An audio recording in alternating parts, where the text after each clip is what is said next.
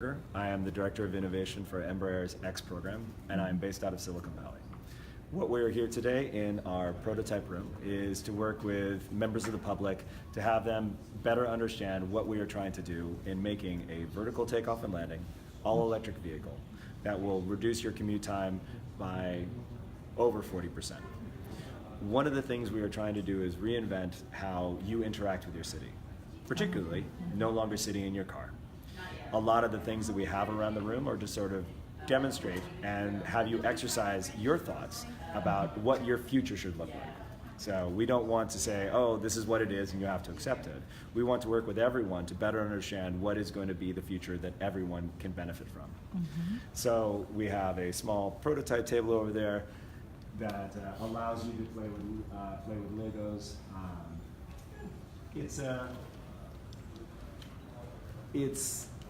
Are we going to take these designs? Probably not, but it allows you to better engage with the bits and pieces and start thinking about it. It's more of a conversational tool.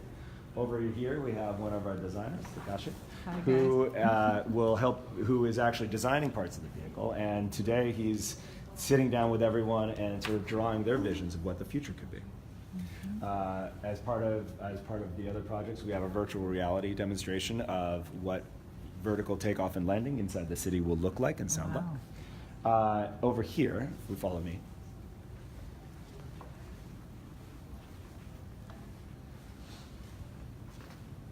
we have a short video looking at an early version of our aircraft operating in a future city. Now what we have here, if I can get in front of the camera, is a sentiment analysis machine. What this is doing is examining my face and determining whether I'm happy, whether I'm sad. Oh, am I happy? And can see that we would be using this as potentially a way that we can better understand the people who use the technology.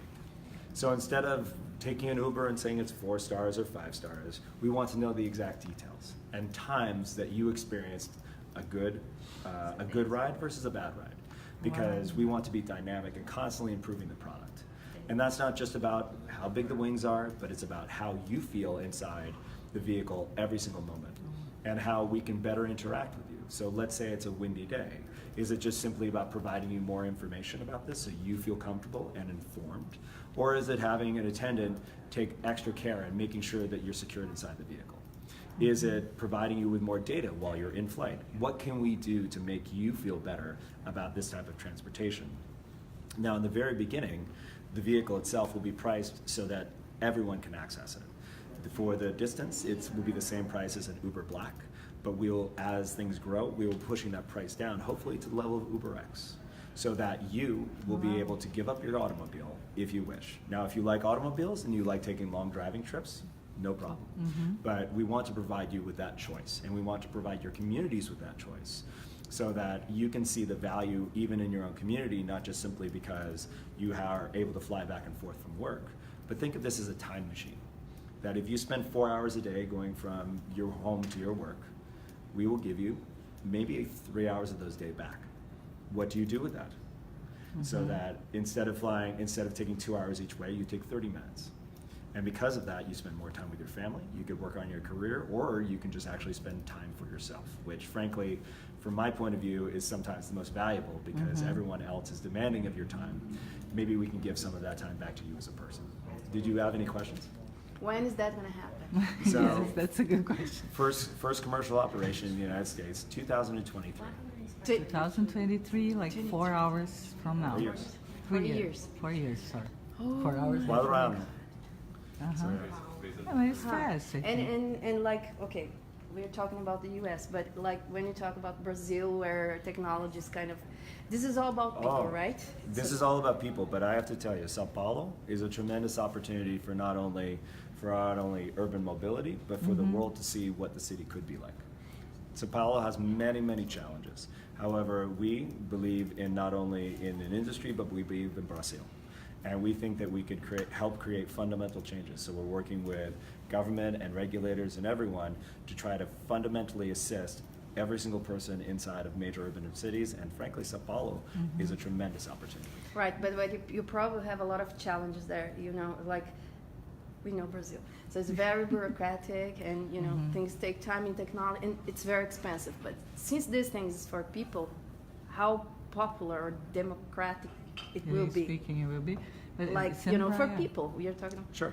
Or only rich people with a lot of No. money. So one of the things that, so for us, and this is the beautiful part about what we're trying to do, is that even for us, just building for the rich is not a good enough incentive. It's not a big enough market. And in fact, we want to make a much larger Yeah, there are market. many And more so- people in the other classes. And you so know. what we are trying to do is we are trying to build something that is economical enough that in the future it is going to be democratized for many people of many classes and be able to engage many neighborhoods.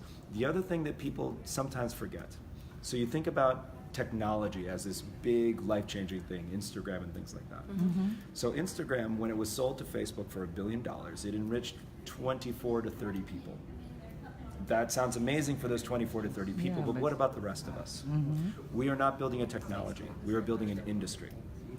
These vehicles are going to need lots of maintenance and attendance. They're going to need platform supervisors. Each Lots of vertiport jobs. are going to have lots of jobs, good jobs, professional jobs.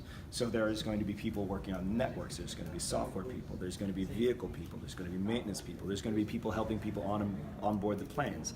There's going to be tremendous amounts of industry, and because these are not centralized airports, they're going to be distributed. That means that you no longer have to commute all the way for this job, that you can empower your own neighborhood into being able to engage with this as a product. And so, no, this is not simply like, oh, there are one or two people and it's an autonomous system. This is about essentially engaging an entire workforce in a brand new industry. So, oh, these particular manufacturing jobs are going away, these jobs are appearing. So just like agricultural jobs disappeared 150 years ago through tractors and engineering, what's happening now is that we are enabling people to engage in an entirely new industry, jobs that never existed. That's what I would ask you. So, what would be your advice for people who are like studying now, like the youngsters? Yeah. What should they go for, like coding, or what sort of jobs? What sort of education they should look for? So, first of all, the thing that I can't emphasize more is that education itself is valuable. So begin with that as a basis. For you as a person, and this was actually asked me, so I was at the University of Berkeley and I had a room full of students. And the majority of those students were not engineers or mathematicians or could write software. And a nice Muslim girl raised her hand and says, how can I be a part of this? And I said, the one thing you have to recognize is that you do not have to be an engineer to be a part of this. There are tremendous numbers of jobs. There are jobs in communication, there are jobs in maintenance. That's good, Because all of yes. us, I actually have a very close family friend. He's very intelligent, but he's not book intelligent. But he's mechanically, he sees things in his own mind. And he's a very good mechanic. And so you're not limited by the fact that your book education is not as strong. There are opportunities for you. And what we tried to do at Embraer is we tried to open up the world to those opportunities.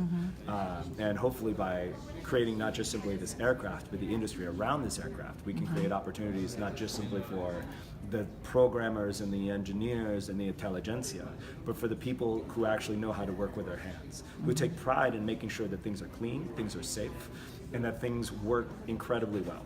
And that hopefully these vehicles will not be seen as tools for somebody else, but these will be seen as a community asset that everyone values. That's good. And Embraer is quite big in Brazil, isn't it? Yes, and we actually hope that we will become bigger in the future.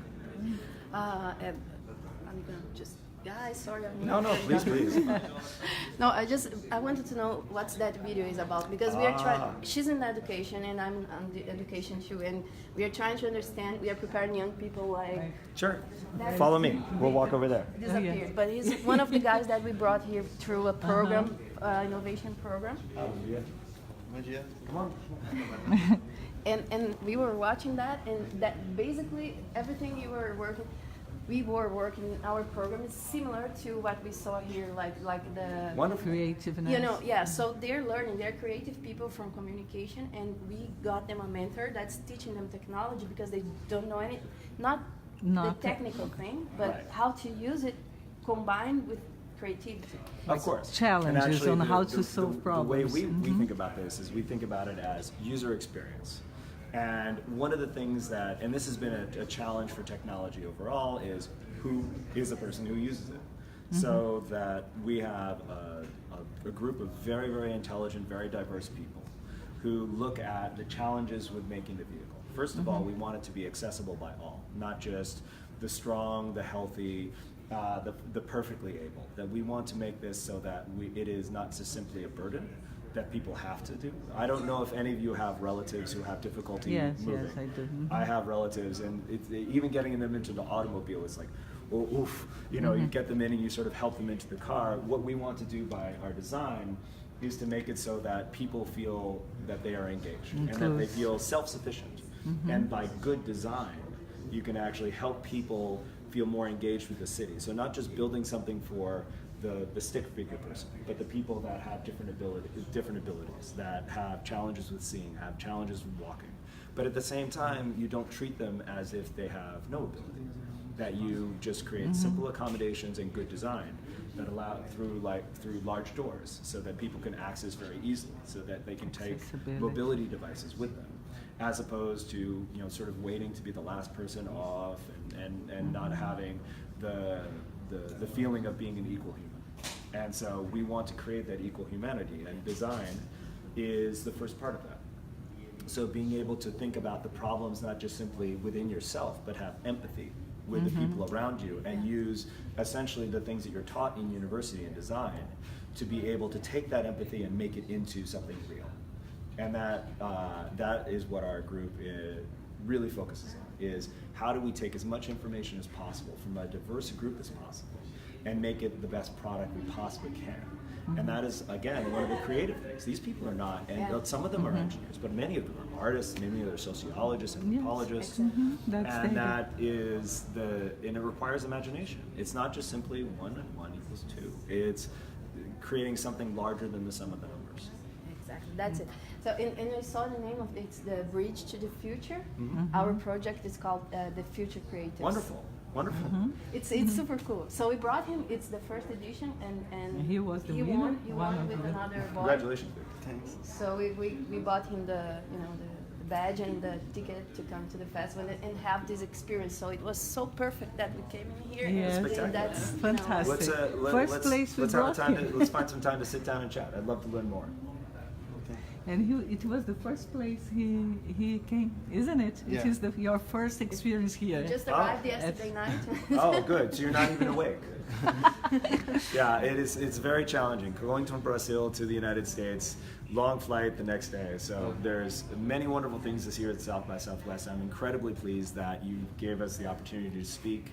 I'm more than happy to answer any additional questions. Peter, thank you. No, thank you very much. Thank it was a pleasure to meet you. Thank you. I'd like to introduce our ideas to you, so you see how connected we are, and it would be good to have some advice from you. Anything we can do to be helpful. The head of innovation of Nike is here. He's arriving. What is today? Saturday. I'll turn this off. I don't want to talk about Yeah, I was just about to say we're getting very material.